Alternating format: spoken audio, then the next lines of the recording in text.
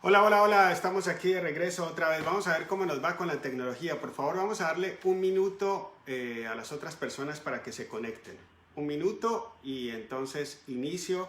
Tal vez me va a tocar hacer el resumen otra vez de los casos de Reino Unido. Así que vamos a esperar un minutico, queridos amigos, y arrancamos.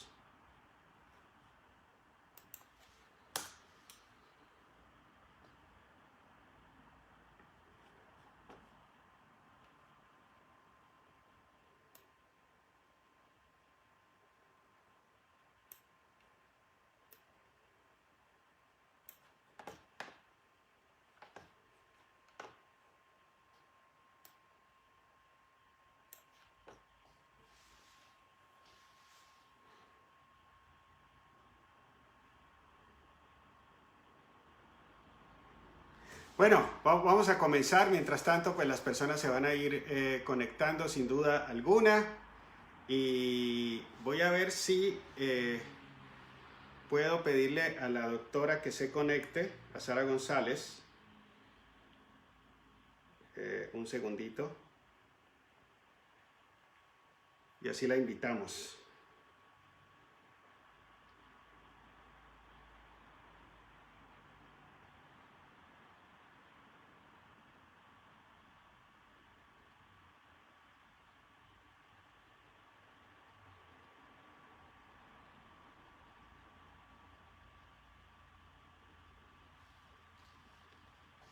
Ahí van subiendo el número de contactos, ahí van subiendo el número de contactos. Bueno, mientras intento conectarme con la doctora, vamos a ver si les doy otra vez las cifras.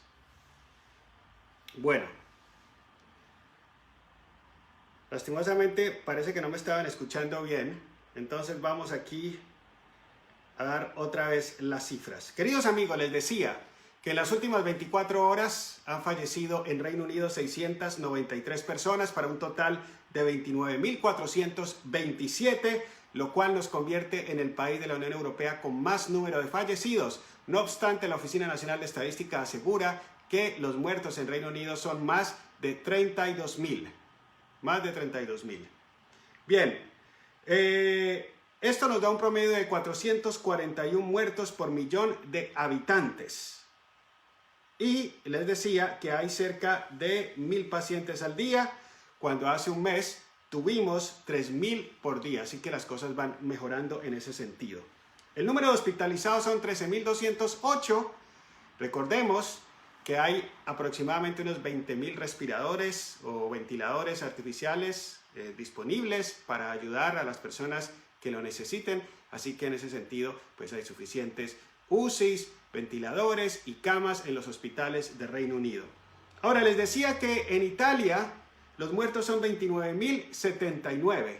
29.079, sin embargo ellos solamente han tenido 195 en las últimas 24 horas, es decir, 1.223 nuevos casos para un total de 480 por millón de habitantes. Quédense con esa cifra. Italia 480 por millón de habitantes. Reino Unido 441 por millón de habitantes. ¿Ok? Ahora vamos con España. España tiene 25.613 muertos, 185 en las últimas 24 horas, 2.260 nuevos casos para un total de 545 por millón de habitantes. Y Estados Unidos, atención, la cifra de Estados Unidos por supuesto preocupa, son 70.543 los fallecidos y en las últimas 24 horas han tenido casi 1.943. 24.000 nuevos contagios, sin embargo miremos el promedio, 215 por millón de habitantes, 215 por cada millón de habitantes en Estados Unidos, 545 en España, es decir, más del doble, 545 en España, 480 por cada millón en Italia y en Reino Unido tenemos 441. Esos son los fallecidos hasta ahora. Deme un segundo, le doy unas instrucciones a la doctora que vamos a entrevistar desde Colombia y a ver si la podemos invitar.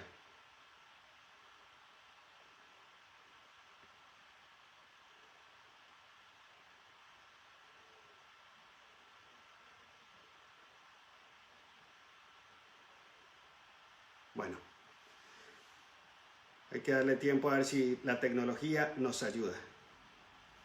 Bueno, les decía que la Oficina Nacional de Estadística considera que los fallecidos en Reino Unido son 32.313, pese a que el gobierno sigue insistiendo que todavía no hemos llegado a los 30.000. Lo que hace la Oficina Nacional de Estadística es mirar los números de los hospitales, los números de las residencias para adultos mayores y sobre todo los certificados de defunción. Mira los certificados de defunción y ahí es donde se dan cuenta que hay unas muertes que son atribuidas quizás a la COVID-19. Bueno, aquí creo que está la doctora. Vamos a ver si la podemos... Ahí. Denme un segundo, queridos amigos. Nos vamos a ubicar.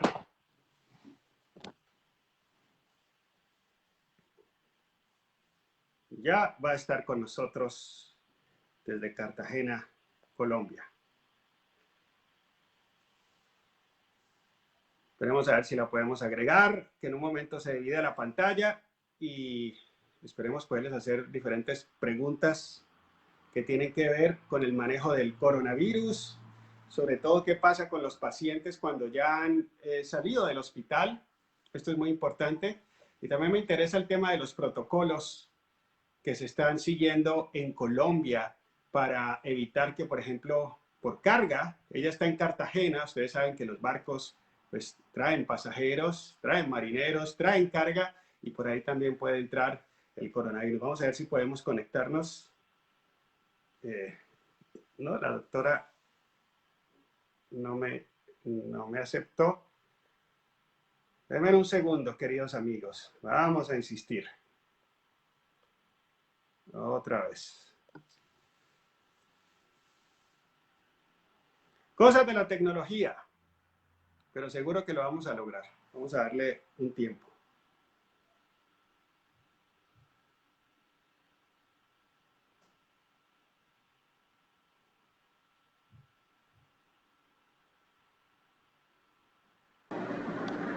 Ahí está, por fin lo logramos. Doctora Sara, ¿cómo está? Buenas tardes. Buenas noches. Hola, ¿cómo estás? ¿Qué más, Juan Carlos? ¿Cómo te va? Bueno, muy bien. Entonces vamos a hablar con la doctora Sara González. Ella tiene más de 20 años de experiencia.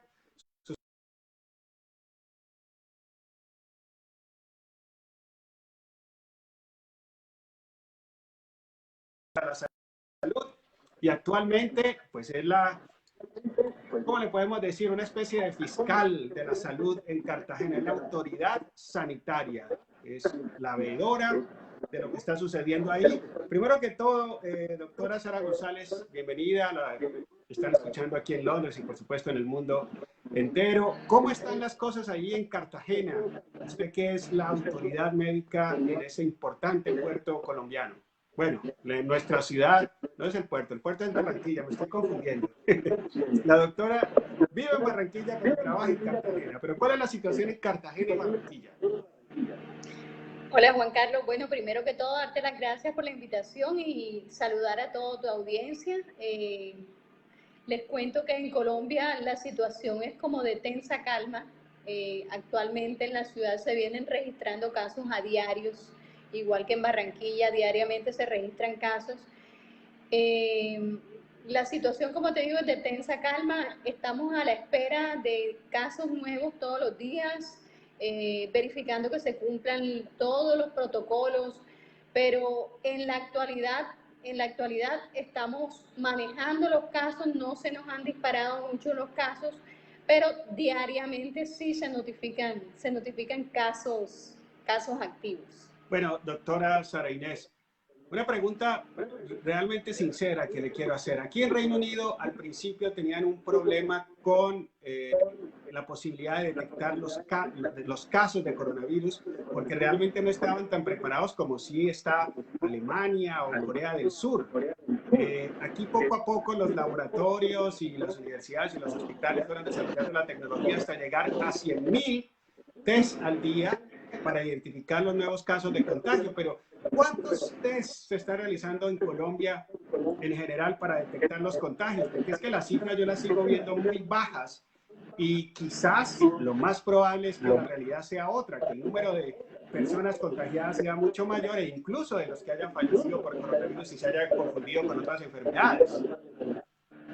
Sí, claro, Juan Carlos, eso no es solo un problema del Reino Unido. Acá también en Colombia tenemos ese mismo inconveniente. Por ejemplo, en el día de ayer solamente se realizaron 4.000 test y les recuerdo que la población somos 40 millones de habitantes. Actualmente hay pocas instituciones que están realizando estas pruebas y se puede imaginar la saturación que tenemos en la actualidad. El Instituto Nacional de Salud que está en Bogotá, nos está reportando casos hasta con 2 semanas de anticipación. Quiere decir, te toman la muestra hoy y el resultado te lo dan en 2 semanas. Estamos teniendo ese inconveniente todavía. Y en esas 2 semanas el paciente puede haber muerto.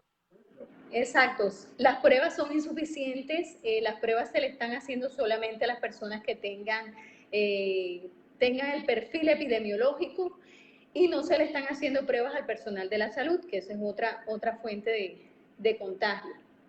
Claro. Doctora Sara, ¿cómo son los protocolos en estos momentos en Colombia? A ver, sabemos que los aeropuertos están cerrados, pero ¿qué pasa con los barcos, por ejemplo?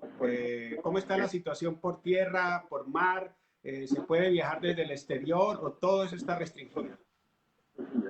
No, todo está restringido hasta el momento, no se puede viajar por tierra, no se puede viajar por aire, actualmente están cerrados los aeropuertos, tanto nacionales como internacionales. Mercancía. Se nos congeló la doctora.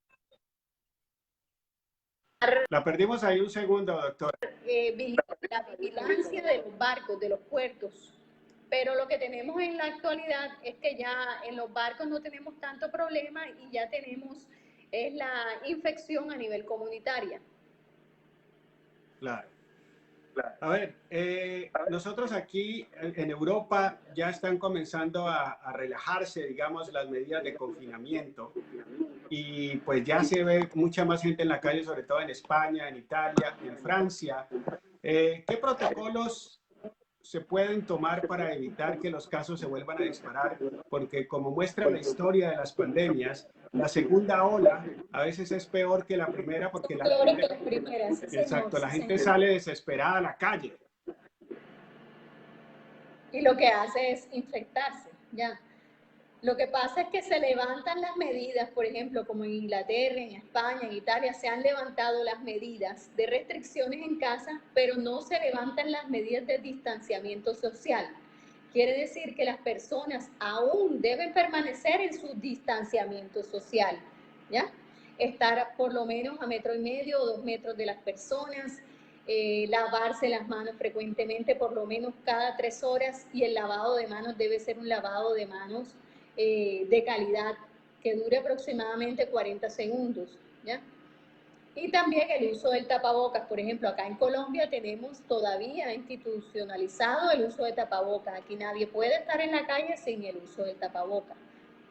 Aquí no está muy convencida, doctora Sara Inés, aquí no está muy convencida de que el tapabocas sea algo bueno, el Reino Unido sobre todo, porque dicen que si bien puede ayudar a proteger, si uno tiene el coronavirus, pues va a contagiar menos, pero a veces las personas se tienen que estar acomodando la mascarilla y ahí es donde terminan contagiándose y pues la cura resulta peor que la enfermedad.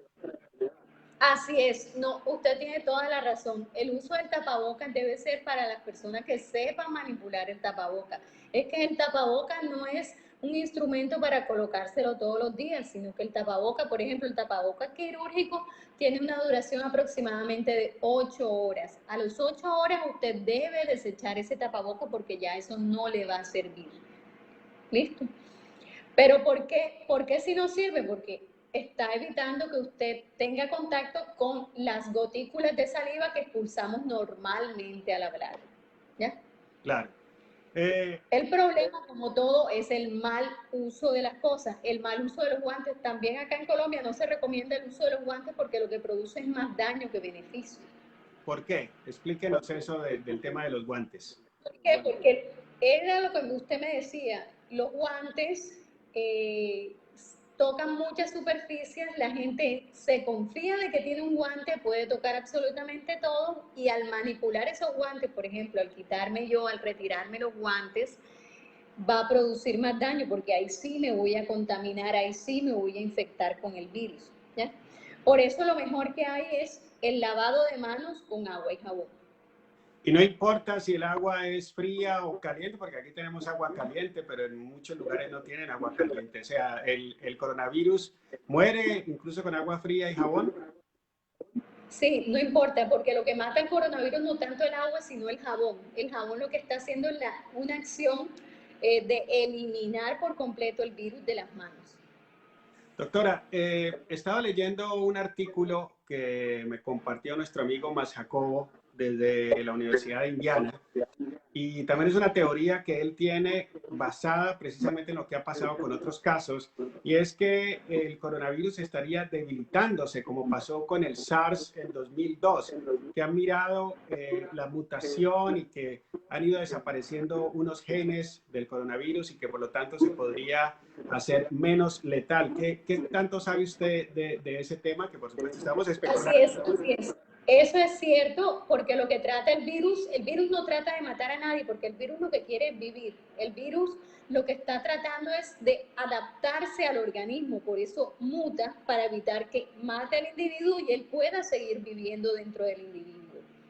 ¿Ya? Se ha identificado genéticamente unas diferencias, por ejemplo, tenemos como un 80% la genética, la de China es diferente al de España, diferente al de Estados Unidos, todos los han decodificado y tenemos aproximadamente 88 cambios en el tipo, en el serotipo del virus, en el gen del virus, sí es cierto. Bueno, Por eso han pensado los científicos en que han atacado, hay virus que han atacado más fuerte, por ejemplo, el virus de de Italia. España e Italia es más, ha atacado más fuertemente a las personas que viven en esos países, que hay virus que ha atacado menos a otros países. Claro. Mire, doctor, aquí hoy pues hemos llegado a casi 30.000 muertos, ya somos el país de Europa con más fallecidos, Reino Unido por Así es. coronavirus.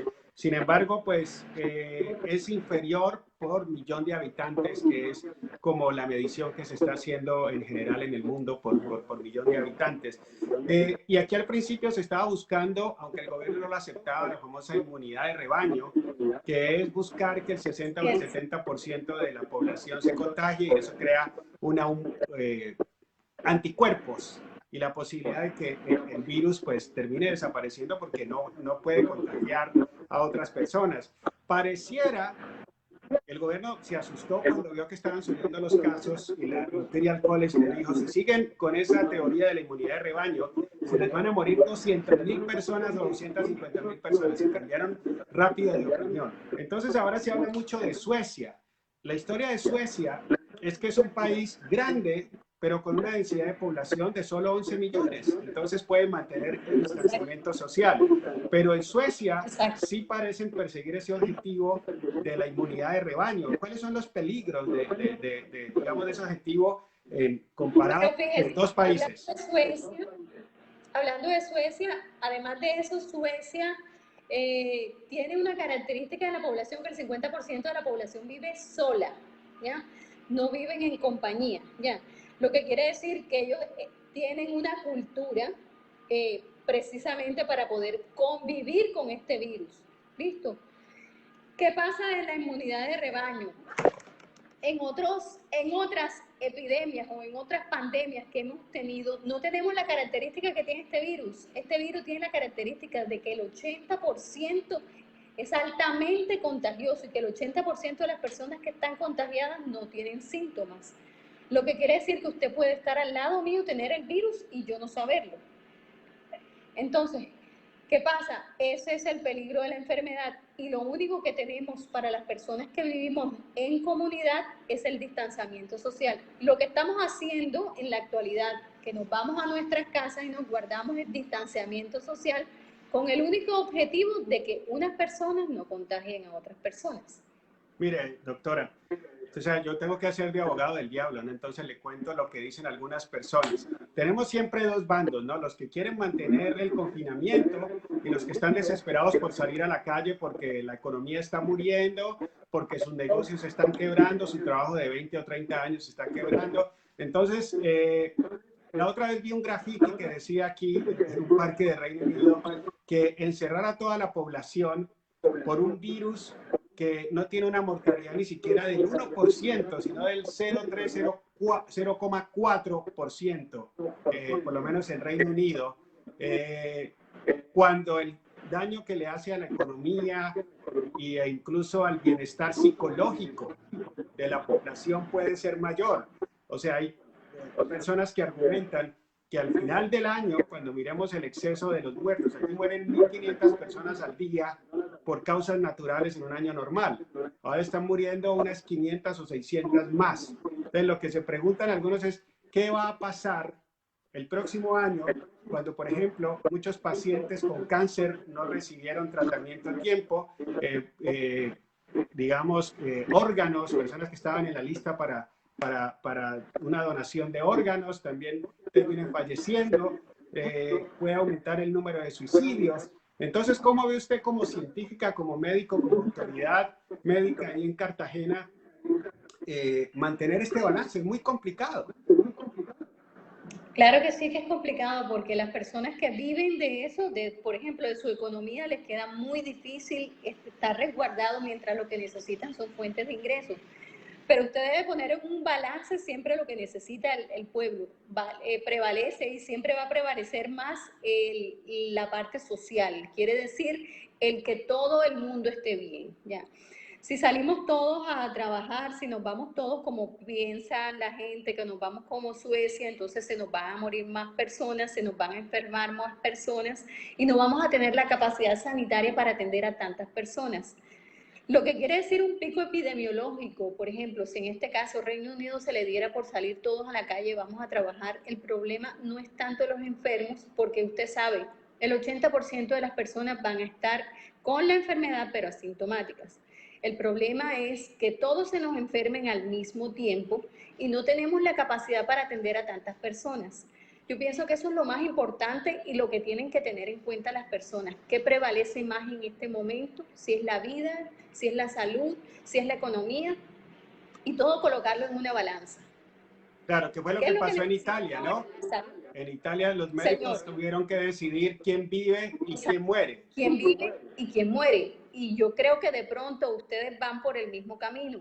Bueno, afortunadamente no, doctora, mire, le cuento, aquí hay más o menos unas 20.000 unidades de cuidados intensivos, o por lo menos camas con respiradores, y afortunadamente se ha bajado a 12.000 el número de pacientes, o sea que hay 8.000 por lo menos que no se han utilizado, así que en ese momento aquí no se ha desbordado y en ese sentido sí ha funcionado, pero ¿saben qué es lo preocupante, estimados amigos que nos están viendo? Que aquí ya el número de muertos en residencias para adultos mayores es casi similar en porcentaje al de los hospitales, lo cual es triste porque lo que está pasando es que a los adultos mayores, a personas de la tercera edad, no los están llevando a los hospitales y terminan, pese a que hay un cuidados intensivos, mueren solos. Claro. ¿No? Claro que sí. ¿Cómo puede manejarse en estas, digamos, casas de adultos mayores para quienes tienen familiares que no pueden visitar en estos momentos? ¿Cómo se puede manejar esos casos? Porque hay residencias donde han muerto 30-40% de los abuelitos o de las personas de la tercera edad. No todos son abuelos y a muchos no les gusta que les digan abuelitos. Claro que sí, y ese es el problema de esta enfermedad que ataca a personas mayores, personas que ya están enfermas, son más susceptibles a padecer la enfermedad de manera más grave. Entonces, ¿qué pasa? Que las personas no las quieren contagiar, no las llevan al hospital, no las están llevando a tiempo, ¿ya? De pronto piensan, es que lo mejor es que se quede ahí, pero al quedarse ahí está contagiando a más personas, ¿ya? Puede aumentar el número de casos. Listo. Y ya cuando quieren ver, ya la persona está fallecida y no hay mucho que ofrecer o no hay mucho que hacer. Claro, y otro problema que no sé si se está viviendo en Colombia, doctora, es que las personas están dejando de ir al hospital por miedo a contagiarse y terminan muriéndose de derrame Aquí cerebral de también está infarto. pasando lo mismo. Sí, miren, ¿sabe qué me pasó ahora? No me lo van a creer. Ahora estábamos caminando con mi esposa por aquí, por la casa, y una señora estaba dando a luz en su carro. O sea, se ve que dejó la ida al hospital lo más tarde posible y estamos a 5 minutos del hospital y no alcanzó a llegar. No alcanzó a llegar. Y eso está pasando a personas con una angina de pecho, un infarto, un derrame cerebral que se están muriendo por no buscar ayuda. Exacto, otra cosa es el miedo. Aquí también pasa en Colombia que, por ejemplo, aquí las clínicas han dejado de recibir muchos ingresos, la gente no está asistiendo a las clínicas por eso mismo, por el temor de contagiarse. ¿Ya? Es una realidad lo que está pasando. Pero los invito a que las emergencias son una sola y hay que asistir. Las salas de urgencia y las salas de cuidados intensivos están preparados para recibir tanto a casos de emergencia no COVID como a casos COVID. Las salas en las urgencias están divididas de tal manera que se puedan recibir casos tanto urgentes y emergentes como casos COVID. Mire, doctora, yo quiero que usted me le dé unos consejos a algunas personas que nos están viendo en estos momentos. Por ejemplo, Clara Barragán y Fabián Cataño son dos amigos de la comunidad latina que acaban de recuperarse de la COVID-19. Sobre todo, Fabián estuvo 4 semanas en cuidados intensivos, 4 semanas en coma inducido. Qué bueno, sobreviviente. Exacto, un superviviente que además creo que la posibilidad de una vez que lo entuban a uno aquí en Reino Unido de salir con vida es de 40%. O sea Muy alto. que las posibilidades de morir son altas. Entonces, desde su especialidad de recuperación cardiovascular, pulmonar, respiratoria, ¿qué consejo le puede dar a estas personas que lograron recuperarse pero que han salido debilitadas, han perdido peso, su respiración sigue siendo complicada? ¿Cuáles serían esos consejos que usted les daría? Bueno, mira, para las personas que salen de una unidad de cuidados intensivos, así como le pasó al joven, eh, lo que se recomienda, muchos estudios han dicho que quedan con una especie de cicatriz o con una lesión pulmonar aproximadamente un 20 al 30% de su capacidad pulmonar. Entonces, ¿qué pasa con esas personas? Quedan con disnea, es que va a ser una patología crónica. En estos casos, ¿qué se recomienda? Se recomienda hacer terapias o fisioterapias. Yo me imagino que le dieron una especie de un sistema para que lo ayude nuevamente a que sus pulmones o los músculos accesorios nuevamente alcancen ese nivel que tenían antes, ¿ya? Ese tejido que tuvo él dañado, eso no lo va a recuperar. Lo que podemos hacer es ayudar a los músculos que tenemos a que funcionen de una mejor manera para que él pueda nuevamente tener una excelente respiración o por lo menos una respiración que le ayude a hacer sus cosas diariamente. Claro que sí. Doctora Sara, yo sé que estamos abusando de su tiempo, pero tener a una persona que ha estudiado tanto este tema y ha estado muy pendiente es muy valioso para la comunidad latinoamericana en Londres. Y hay un tema que preocupa mucho a los padres de familia. Aquí ya estamos en el debate. Se está hablando de la posibilidad de que el 1 de junio comiencen a regresar algunos niños al colegio. Se habla de primaria, donde, digamos, son los menos afectados en cierta manera y luego decidirán qué hacen con secundaria. También se habla de que solamente vaya el 50% de los estudiantes, es decir, que una semana vayan unos, otra semana vayan otros, porque el distanciamiento social entre niños es muy complicado. Mucha madre preocupada, pero yo he estado mirando las estadísticas de fallecimientos de Reino Unido de niños, de menores de edad, y son prácticamente similares, muy similares a las de una gripe estacional. O sea, realmente son muy pocos los niños que han fallecido por el coronavirus.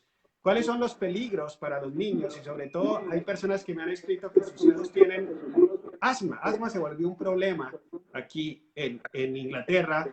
En los niños puedes encontrar 10-20% de los niños con asma. Entonces, a muchos padres les preocupa enviar sus hijos al colegio. ¿Usted qué haría como madre? Bueno, en la actualidad, bueno, yo como madre, primero que todo, no la mandaría hasta que estuviera segura de que pudiera manejar los casos, ¿ya? Los niños, la tasa de mortalidad de los niños, así como tú lo dices, es bajita, pero el problema con los niños no es la mortalidad de los niños, sino la capacidad que ellos tienen de transmitir el virus, ¿ya? El niño, por ejemplo, si va a la escuela y vive con un adulto mayor, lo más probable es que el niño sea esa persona que transmita, ¿ya? No sea la persona que tenga o que padezca o que pueda fallecer de la enfermedad, sino es la persona que va a transmitirlo a todo el mundo. Quiere decir, se lo transmito a mi profesora, se lo transmito a mi mamá, se lo transmito a mi papá, a mi abuelito. Entonces esa es la fuente de transmisión. Es por eso que los niños no los mandamos a las escuelas. ¿Ok? ¿Qué se puede Pero lo hacer como mandaría. padres? Exacto, yo tampoco la mandaría hasta saber que la pandemia esté más controlada, por lo menos. ¿Listo? De pronto en Londres están pensando que ya de aquí a julio ya tienen unas cifras más controladas, ya pueden controlar un poco más la enfermedad y están haciendo, fíjese que también están haciendo medidas de distanciamiento social, quiere decir mandar a primaria, después mandar a secundaria o mandar el 50%. Lo que están haciendo también es como una inmunidad de rebaño en ese caso, ¿ya? Probando a ver cómo les va. Claro. Y Pero ese es así el, como usted piensa, yo también pienso, yo no mandaría a mi hija hasta saber que las cosas están bien. claro, ese es el problema de que es un virus nuevo y se está tratando de identificar cómo funciona y sobre todo cómo va a mutar, porque es la preocupación. Pero saben, sin temor a asustar a las personas, ayer estuve leyendo unos artículos en una revista científica que me dejaron preocupados porque decía este artículo que temían que esa segunda ola que se puede presentar en septiembre o octubre, cuando empiecen a enfriarse las temperaturas aquí, puede ser más letal que esta primera. ¿Por qué las segundas olas han sido más letales en las pandemias? Porque era lo que tú me decías al principio, el virus muta y lo que quiere el virus es quedarse en su hospedero, quiere decir tratar de vivir como sea en el hospedero, ¿ya? Él lo que trata no es de matar, sino de replicarse. El virus no es un ente vivo, sino es un RNA que lo que trata, la única manera de vivir, o como decimos nosotros, de procrearnos es a través de nosotros. Y lo que trata, él muta para poder vivir mejor en un cuerpo. Pero parece que fuera más inteligente que un ser vivo. Claro, es que es inteligentísimo, sabe cómo vivir, Sí. él sabe cómo vivir. Bueno, yo tenía por aquí varias preguntas. Aquí se va a lanzar, y ya está lo último, ya vamos a terminar, una app para saber, eh, digamos, los movimientos de las personas. Entonces es una app que uno va a instalar en el teléfono y hay que tener el Bluetooth activado. Y entonces de esta manera el gobierno o la aplicación va a saber cuáles fueron mis movimientos y cerca de qué personas estuve. Si una de esas personas con las que yo estuve cerca o compartí por un tiempo desarrolla síntomas de coronavirus, pues le van a avisar. El tema de la app y de la temperatura, control de la temperatura, han sido claves en países como China y Corea del Sur. ¿Por qué tan importante es? ¿Por qué? Porque es más fácil saber de dónde vino el virus. Por ejemplo, para contagiarse solamente usted necesita 15 minutos o menos de 15 minutos en una distancia menor de 2 metros ya. Lo que quiere decir es que si ya hay registros de todas las personas con las que usted tuvo contacto, ¿ya? Es más fácil para el gobierno saber a quién le va a hacer las pruebas, ¿ya? Por ejemplo, si usted tuvo contacto con una persona que fue COVID positivo y eso queda registrado, el gobierno llega, lo revisa y le hace enseguida la prueba y ahí esa es una manera de hacer distanciamiento social sin necesidad de guardar a toda la población, sino un distanciamiento social selectivo. Claro. Y por último, el tema de China. La pregunta que se hacen muchos es, todo empezó en una provincia de China, pero ¿cómo han logrado ellos que el virus no se expanda por todo el país, que es un subcontinente básicamente, casi 2.000 millones de habitantes, y que solamente se haya mantenido en una provincia, mientras que el resto del mundo hemos terminado contagiados? ¿Qué hicieron ellos que Claro. podamos copiarle? ¿Sabes qué hicieron ellos? Ellos tuvieron una experiencia anterior, la experiencia del MERS.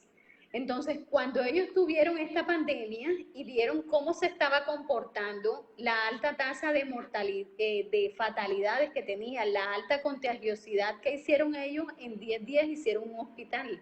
En ese hospital tenían a todo el mundo con casos de COVID. Ellos nunca mezclaron un COVID con otras patologías. Hicieron un hospital solamente para ellos. ¿Qué hicieron? Cerraron la población. 46 millones de habitantes tiene Wuhan. Y esos 46 millones de habitantes los cerraron y ellos aprendieron del MERS. Como aprendieron del MERS, ya sabían cómo tratar esta pandemia. Y fíjense que nosotros antes pensamos que había golpeado duro a China, pero lo que estamos viendo en la actualidad es que China fue el país que mejor ha manejado esta pandemia en la actualidad. Claro, y por eso salen todas las teorías de conspiración, que salió en un Exacto. laboratorio. Sin embargo, este es un tema Sí, que sí. también he hablado con Jacobo, que lo veo que está ahí en sintonía, Jacobo Moreno, que los estudios que se han hecho del virus muestran que no fue manipulado, digamos, en un laboratorio, que es un virus natural, si se puede utilizar esa palabra. Exacto, exacto.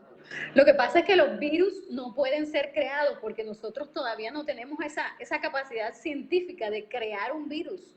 No sabemos cómo crear un virus. ¿Ya? Los virus mutan, sí, y se han hecho estudios de mutaciones, pero las personas no pueden crear un ser vivo. Muy bien. Y los consejos para que nos vayamos tranquilos hoy a dormir, ¿qué consejos nos da para evitar el coronavirus y qué consejos nos da para que en caso que nos dé estemos fuertes y no nos tire a la cama?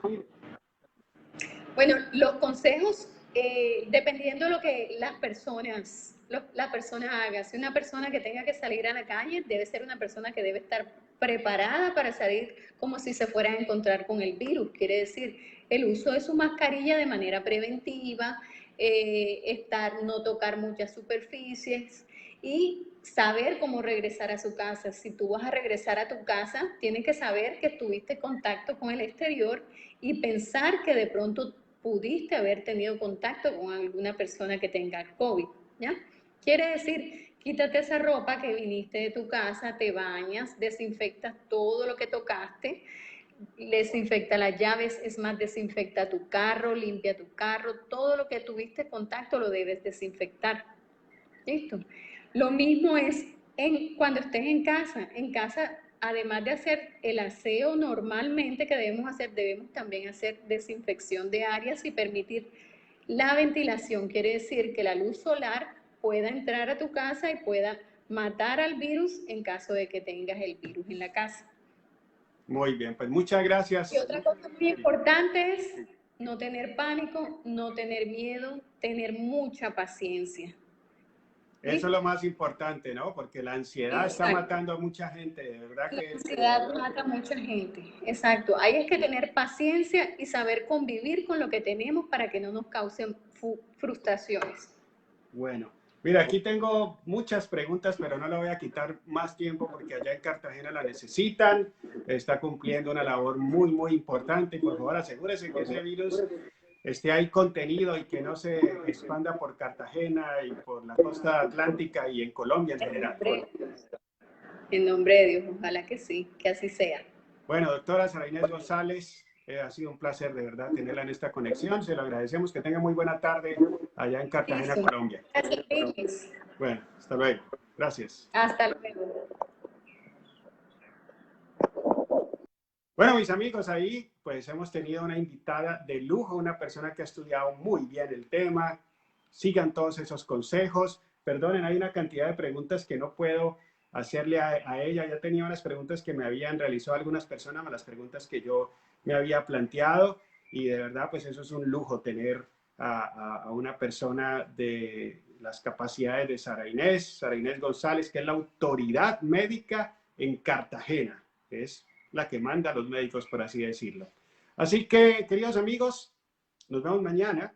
Recuerden que hoy hice 2 videos. El primer video pues tuvimos problemas técnicos. Espero que hayan entendido la información. En este segundo tuvimos algunos problemitas, pero logramos conectarnos con la doctora González. Y como les digo siempre, si te gustó este video, compártalo con tus amigos, con tus familiares, en tus redes sociales, por WhatsApp. Nos vemos mañana a las 8 de la noche, hora de Londres. Gracias a Sound Latino Radio y por supuesto a la Q Digital por esta retransmisión. Hasta luego, buenas noches.